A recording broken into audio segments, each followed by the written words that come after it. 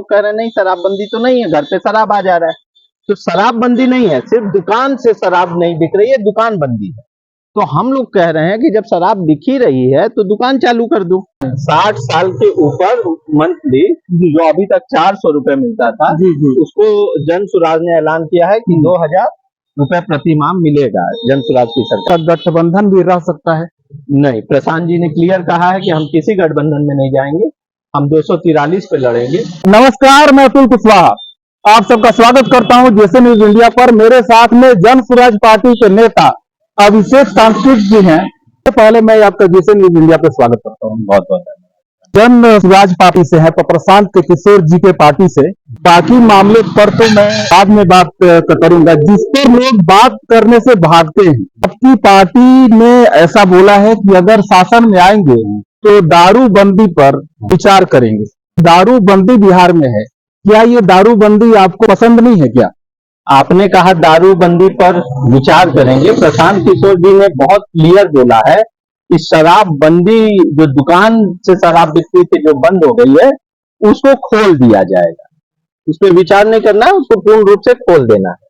क्योंकि हम लोगों का मानना ऐसा है कि शराबबंदी तो है नहीं, और ये हम लोग गांव-गांव घर-घर जब सभा करते हैं तो लोगों से पूछते हैं कि क्या शराबबंदी है, तो लोग कह रहे हैं नहीं शराबबंदी तो नहीं है, घर पे शराब आ जा रहा है। तो शराबबंदी नहीं है, सिर्फ दुकान से शराब नहीं बिक रही है, दुकान बंदी है। तो हम लोग कह रहे हैं कि जब शराब बिक ही रही है तो दुकान चालू कर दो। क्योंकि अल्टीमेटली क्या हो रहा है कि शराब बिक रहा है, नकली शराब बिक रहा है। गरीब 100 रुपए का चीज 200 रुपए में खरीद रहा है, और 200 रुपए में खरीद रहा है, जहरीली शराब से मर रहा है। तो इन सभी चीजों का एक ही उपाय है कि अगर दुकान खुल जाएगा तो असली शराब बिकेगा, वाजिब कीमत पे बिकेगा, और उसका रिवेन्यू भी सरकार को आएगा, जिससे डेवलपमेंट के काम में यूज हो सकता है। अभी जो शराब बिक रहा है उसका रिवेन्यू जो है पुलिस अधिकारियों के जेब में, अधिकारियों के जेब में, नेताओं के जेब में जा रहा है, जिससे कि सरकार का नुकसान, जनता का नुकसान, हर कोई का नुकसान है। सिर्फ फायदा अधिकारियों का, सरकार का है, नेता का है, सरकार का नहीं, नेता का है। तो इसलिए शराबबंदी को खोलने की हम लोग बात करते हैं। और रही बात कि शराब न प्रशांत जी को बहुत पसंद है ना अभिषेक सांकेत को, हम शराब नहीं पीते, लेकिन विषय ये है कि शराब हमको नहीं पीना है, ये मेरा पर्सनल ओपिनियन है, पर्सनल चॉइस है। क्या खाना है, क्या पीना है, हमको सरकार नहीं बता सकती। सरकार का ये काम नहीं है। तो सरकार को अपना काम करना चाहिए, शिक्षा, स्वास्थ्य, रोजगार पे काम करना चाहिए। कौन क्या खाएगा, कौन अपने घर में क्या पिएगा, ये लोगों पे छोड़ देना चाहिए। बिहार में शराबबंदी जो हुई 2016 में हुई, अभी मैंने आज से 1.5 साल पहले एक बिहार सरकार द्वारा लगाया हुआ पोस्टर देखा था, जिसमें लिखा हुआ था कि बिहार की महिलाएं चाहती है कि शराबबंदी हो। मतलब आप से समझिए, लगभग 8-9 साल बीतने के बाद बिहार की महिलाएं जो है आज भी चाहती हैं कि न शराबबंदी हो। क्योंकि इस तरह का जो न पोस्टर लगाना, क्या ये स्वयं बिहार सरकार का अपने ही गाल पर तमाचा नहीं है कि 8 साल के बाद भी बिहार की महिलाएं चाहती हैं कि दारू बंद हो? बिल्कुल, आपने सही सवाल कहा। अगर बिहार की महिलाएं शराबबंदी चाहती थी, 2016 में शराबबंदी हुई, तो अभी तक तो शराब बंद हो जाना चाहिए था। लेकिन महिलाओं ने देखा कि आज भी चाहते हैं कि बंद हो।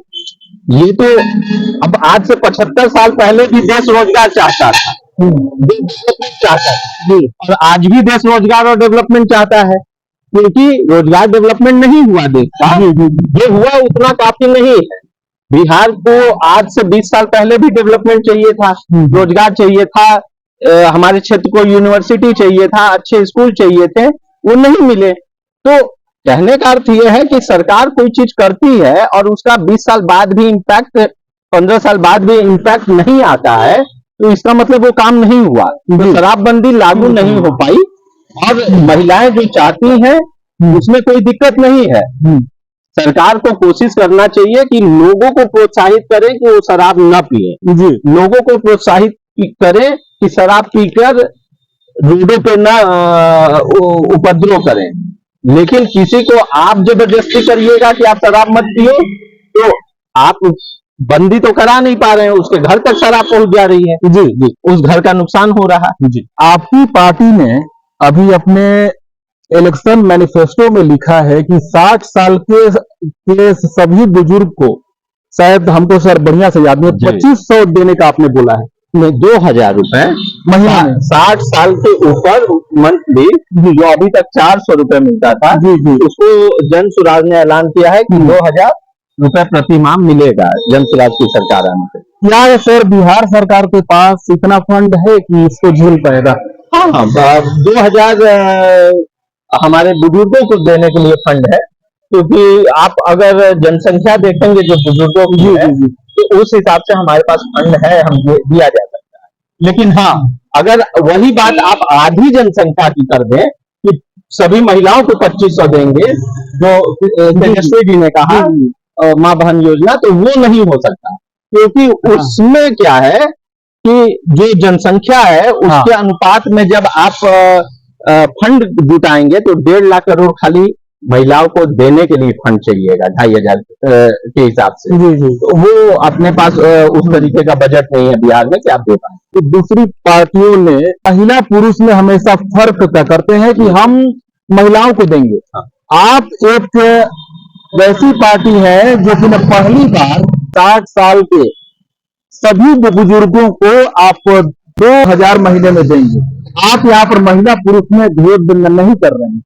देखिए, हमारा संविधान कहता है कि लिंग के आधार पर, जाति के आधार पर लोगों में भेदभाव नहीं होना चाहिए। ये तो हमारे संविधान में लिखा हुआ है, तो किसी में भेदभाव नहीं होना चाहिए। हाँ, महिलाओं को प्रोत्साहित करने की आवश्यकता है, लेकिन प्रोत्साहित करने का अर्थ ये नहीं है कि आप जबरदस्ती किसी के हाथ में कैश रखिए कुछ समय के लिए और उनको आप एक तरीके से कहिए कि जो सड़क पे आदमी बैठ के भीख मांग रहा है उसके हाथ में कुछ पैसा दे दिया जाता है, तो उस पैसे से वो क्या करता है, उस दिन खाया खर्चा हो गया।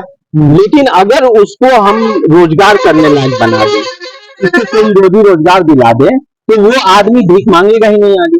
उसी तरीके से महिलाओं को जो पैसा देने की बात है, उनको अगर हम रोजी रोजगार करने लायक बना दे, घर बैठे तो रोजगार की योजनाएं उनको दे दे, तो वो रोजगार करके 10,000 15,000 महीना कमाएंगे, 2,500 उनको क्यों चाहिए? हर कोई स्वाभिमान से जीना चाहता है, सरकार से कोई भीख थोड़ी ना मांगना चाहता है। लेकिन अभी की जो सरकार या अभी की जो पार्टियां हैं, वो मुफ्त में कुछ दे के लोगों को ये लालच देके एक भिखमंगे वाली प्रवृत्ति देना चाहती है, इंस्टेड कि उनको स्वरोजगार और स्वाभिमान से जीने का आदत सिखाएं। हम लोग स्वाभिमान और स्वरोजगार की बात करते हैं, बुजुर्गों को इसलिए देने की बात करते हैं कि 60 साल से ऊपर के आदमी को आप कहिए आप चलो रोजगार करो, तो ये बेईमानी होगी। अब उनके रेस्ट का समय है, तो उनको कुछ एक सम्मानजनक पैसा मिल जाए जिससे उनका कुछ खर्चा चल सके, तो अच्छी बात होगी। आने वाले चुनाव में आप कितने सीटों पर चुनाव लड़ने जा रहे हैं? हम लोग 243 पे पूरे सीट पर लड़ रहे हैं।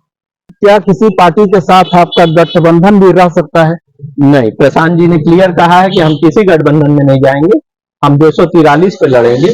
और 243 पे ऐसे लोग ज्यादातर लड़ेंगे जिनका राजनीति से सरोकार नहीं रहा है, वो अपने अपने फील्ड में जो है एक्सपर्ट रहे हैं, अपने अपने फील्डों में सक्सेसफुल रहे हैं, बिहार में या बिहार से बाहर।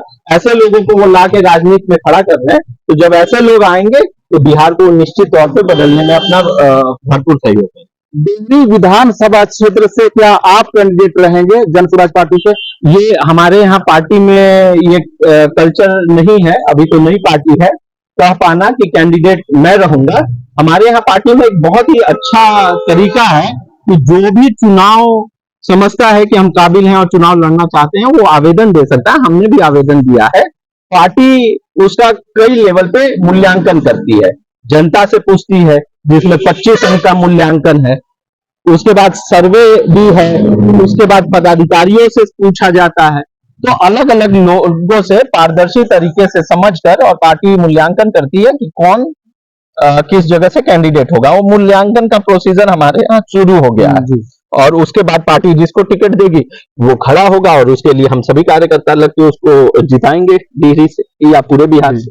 आपको और आपकी पार्टी को आगामी विधानसभा चुनाव के लिए मेरी तरफ से बहुत ही शुभकामनाएं। बहुत बहुत धन्यवाद अतुल जी, आपसे मिलके और बात करके बहुत अच्छा लगा। आपके सभी व्यूअर्स को मेरा प्रणाम, बहुत बहुत धन्यवाद।